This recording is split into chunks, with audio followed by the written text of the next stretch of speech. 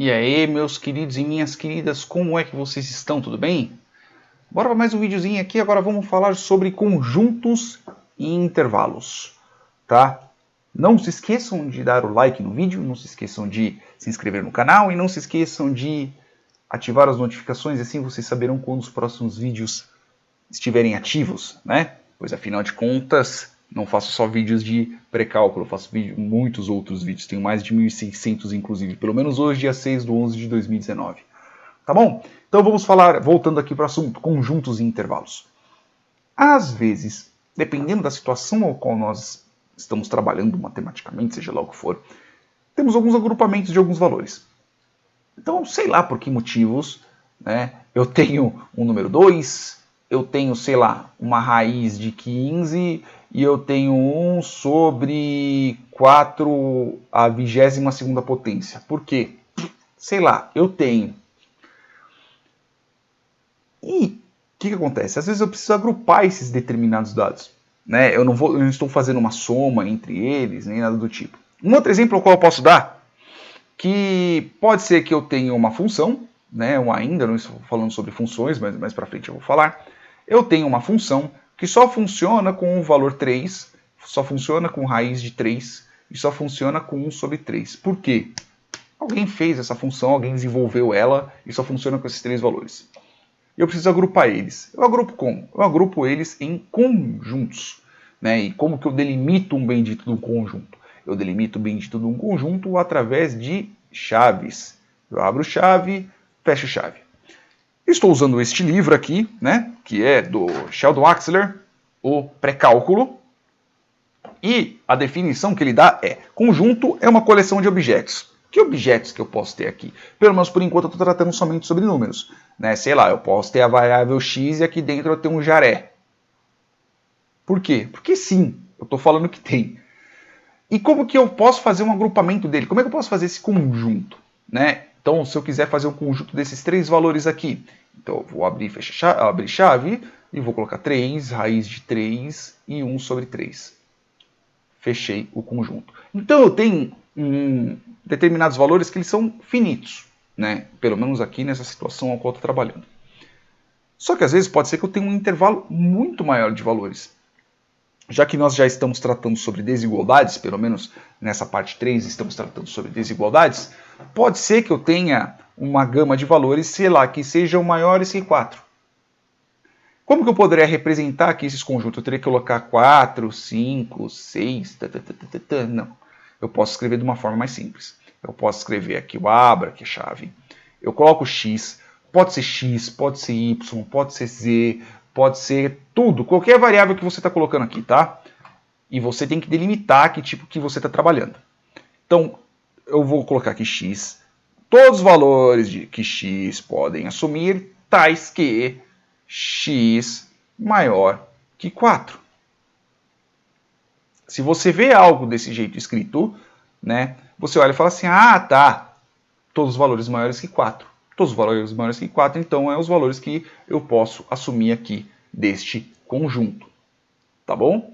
Então, que tipo de valores que eu posso ter aqui? Eu posso ter um valor, um número inteiro, eu posso ter um número real, eu posso ter um número fracionado, eu posso ter um inteiro, um real, racional, qualquer irracional, eu posso ter qualquer número. Eu posso, inclusive, ter uma raiz de 3 aqui, que é um número irracional. Eu não consigo representar, por exemplo, uma raiz de 2. Uma raiz de 2 eu não consigo representar. Um π, por exemplo. Eu posso ter um π, eu posso ter um conjunto com raiz de 2 e π.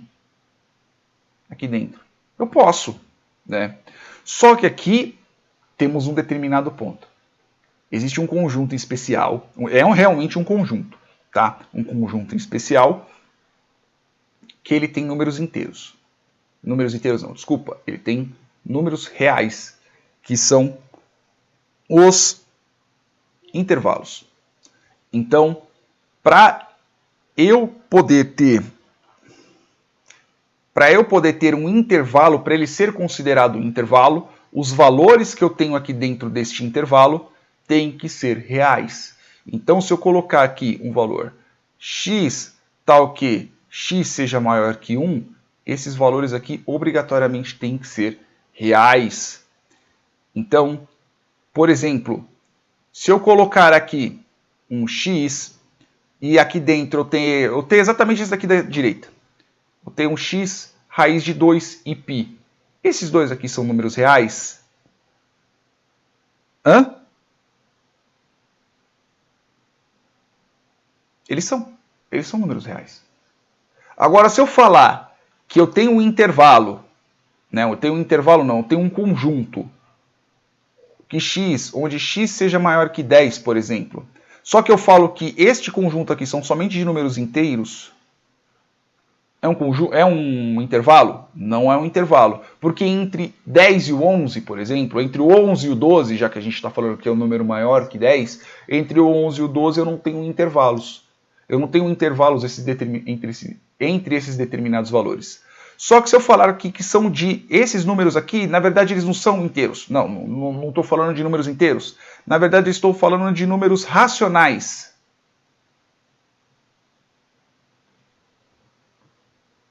Eles são um conjunto? Eles são um conjunto. Beleza? São intervalos? Não são intervalos. Porque, por exemplo, raiz de 2 eu não consigo representar os números racionais. O π eu não consigo representar nos números racionais. Existe esse número. Esse raiz de 2, ele está lá no intervalo entre, sei lá, determinados valores. Entre o 0 e alguma coisa. Né? Ele está lá no meio. Entre algum número negativo e algum número positivo. Ele está lá no meio. Mas eu não consigo representar ele em um número racional. Tá? Então, não posso ter um intervalo com números racionais, eu não posso ter um intervalo com números reais, mas eu posso ter um intervalo com números, com números inteiros, com números racionais, mas eu tenho um intervalo com números reais. Inclusive, o intervalo são de números reais. Se eu puder ter, sei lá, um intervalo com... Eu não posso ter um intervalo, por exemplo, somente com números pares, né? Porque aí o 2, o 4, eu não tenho um intervalo entre eles. Eu não vou ter tipo 2 até o 3, porque o 3 eu não tenho, né? Então, não dá. Mas se eu puder ter esse espaço entre esses determinados valores, aí sim eu tenho um intervalo. Beleza, meus amores? Eu acho que ainda dá para falar um pouquinho, porque daqui por enquanto está mais ou menos uns 7 minutos, tá? Então dá para eu falar um pouco sobre intervalo aberto e fechado. Melhor não, eu acho melhor eu fazer isso no próximo vídeo, porque aí no próximo vídeo eu vou falar sobre intervalos abertos, fechados e semiabertos. Por quê? Porque às vezes esses benditos aqui, eles têm um determinado espaço, eles têm um limite entre eles, um limite inferior e um limite superior. E nisso eu tenho que falar dentro dos intervalos, né? O intervalo aberto, fechado e semiaberto. Como sempre, como eu disse, é um intervalo, e aí nós estamos falando sobre números reais. Beleza? Espero que vocês tenham compreendido o conceito de conjunto, né? Conjuntos são objetos, são vários objetos que eu tenho, e intervalos são conjuntos de valores reais aos quais eu tenho intervalos entre eles. Tá bom? Então eu tenho os conjuntos, né? Conjuntos. Opa, o J é o contrário. Eu tenho os conjuntos, beleza? E aqui dentro eu tenho os intervalos.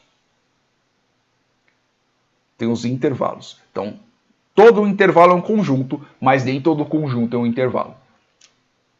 Beleza? Espero que tenham compreendido isso. Espero que tenham gostado do vídeo. Se gostou, curte, compartilha. Não se esqueça que meu canal tem vários vídeos. Tem um vídeo de... Não esse daqui que é os vídeos que eu gostei, né? Que é os vídeos que eu assisto. Então, eu tenho vídeo de pré-cálculo, eu tenho vídeo de estatística, eu tenho vídeo de programação, eu tenho vídeo de inteligência artificial, eu tenho vídeo de lógica de predicados, lógica proposicional, tenho vídeo de banco de dados. É o que não faço. Eu já acho que eu falei banco de dados mais de uma vez. Mas vídeo é o que não falta. Tem um monte de vídeo aqui, vocês podem se inscrever, continuar mexendo neles, tá? Caso vocês queiram ver se eu estou vivo ou não, tem coisa no Instagram, instagram.com/Zorobabel. Caso vocês estejam trabalhando na parte de programação, estudando, etc., e vocês querem pegar esses códigos para vocês poderem estudar, tem aqui no github.com/Zorobabel, tem vários repositórios, né? E caso vocês queiram me ajudar aqui para poder manter o canal, tem o apoia-se do canal, apoia.se/Zorobabel. Beleza, meus amores? Beijos na bunda e até o próximo vídeo.